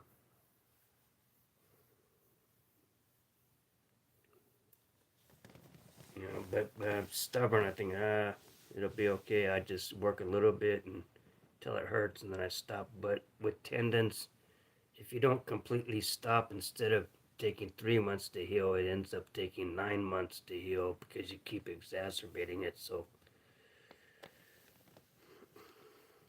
I pushed it a little bit today. I did a couple hours of micro carving on a pipe that I can't talk about yet, but which is something I don't normally do. I had to buy a whole different set of tooling for it, but hunched over and a couple hours of carving it.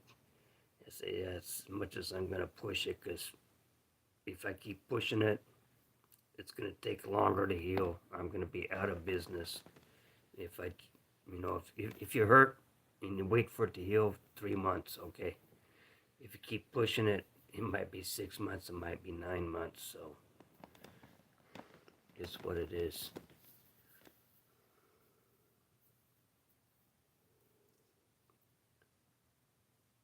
Hmm. Yeah, I saw. I think about the limit of what we saw was, some public spaces or monumental government monuments, monumental areas, and people protesting, and it was kind of sparse. But I did see some of the the truck drivers. I don't even think it was truck drivers. I think it was farmers and truck drivers. Early on, and they were busting the lines. So yeah.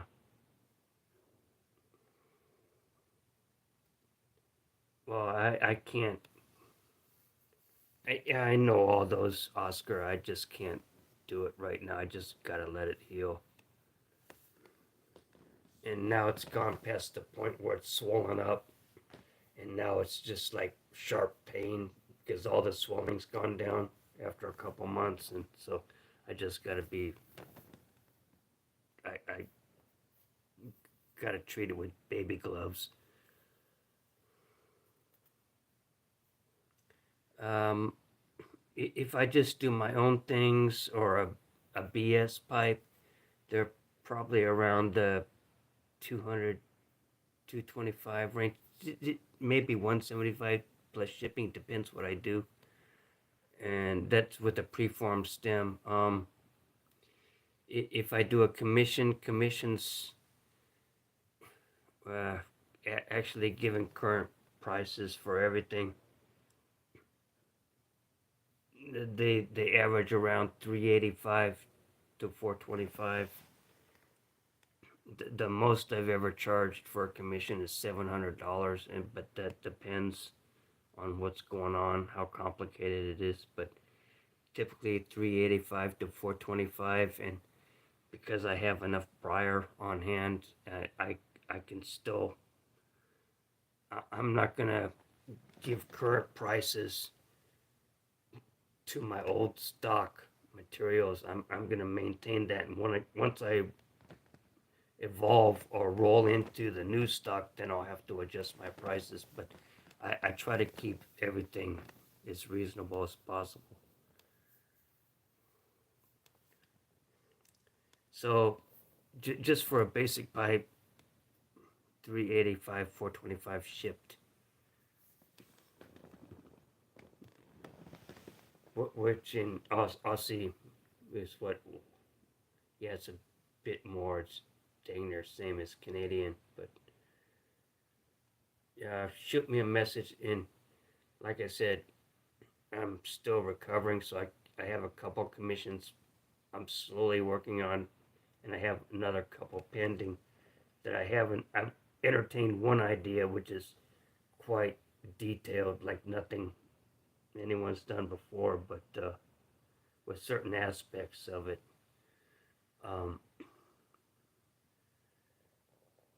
but feel free to email me and shoot me your ideas, and we'll work something out.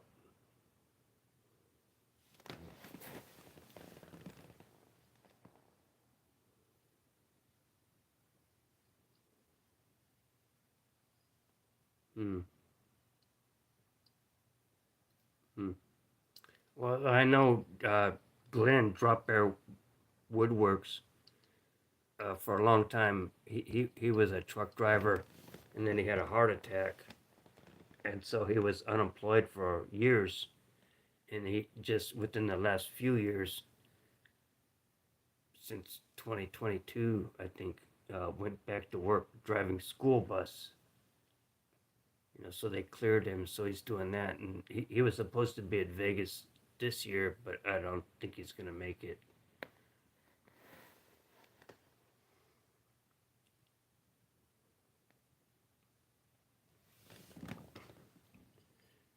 I don't know how I lost my keyboard on here.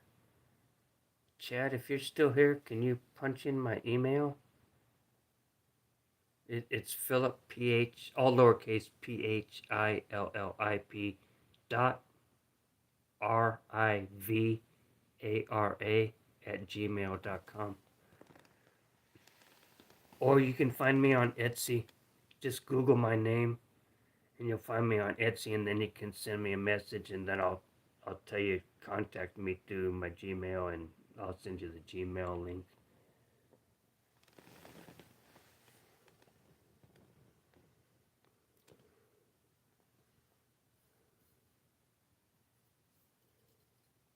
There you go, Ghost. And what's your name, Ghost? So I'm not calling you Ghost all the time.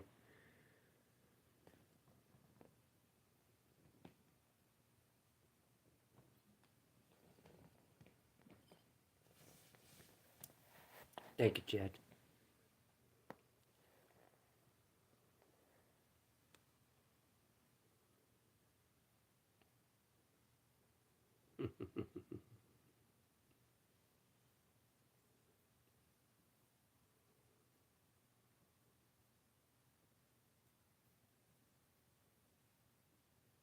What's your given name, Ghost?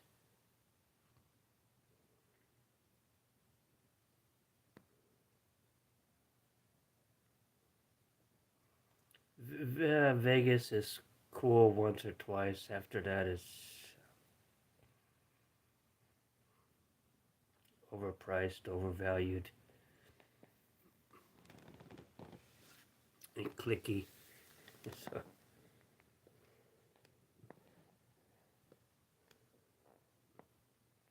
I'm glad I was there. I might go one more time. Depends who's there, but Yeah, just Vegas for Vegas. Yeah, I could do without it.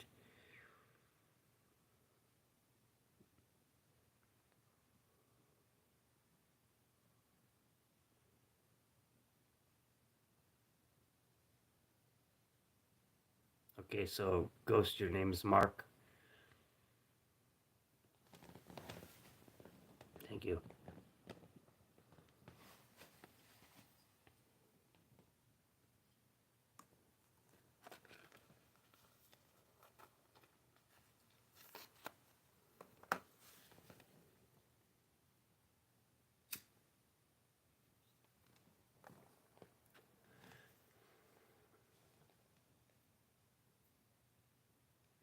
Okay.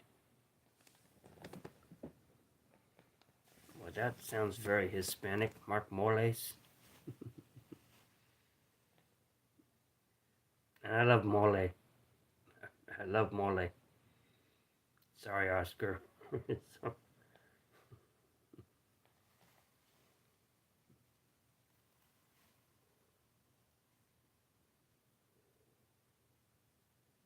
yeah, it's definitely, San Francisco. Forget San Francisco. San Francisco's covered with bums and homeless people, and forget Portland. Yeah, just go to Vegas. San Diego, yeah, San Diego to Vegas isn't a big trip, but yeah, fly into San Diego, go to Old Town San Diego, have lunch, dinner, whatever. Get on a bus, get on a plane, go to Las Vegas.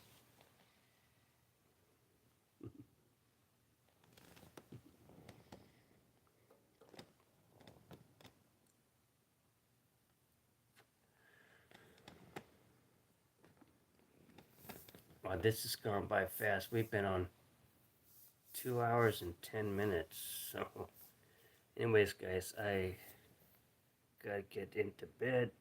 For Chad and I, it's not terribly late. It's 9:15, 9:17, 9:20, something like that. But I enjoyed y'all hanging out. As always, be good. If you can't be good, be great. If you can't be great, be freaking awesome. Love you guys. I love you. I can't hear you, but I love you. Okay, be good, guys. And we'll do this again soon.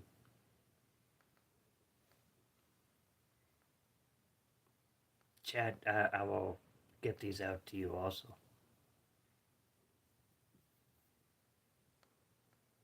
Good night, Oscar. Good night, Mark. Good night, Chad.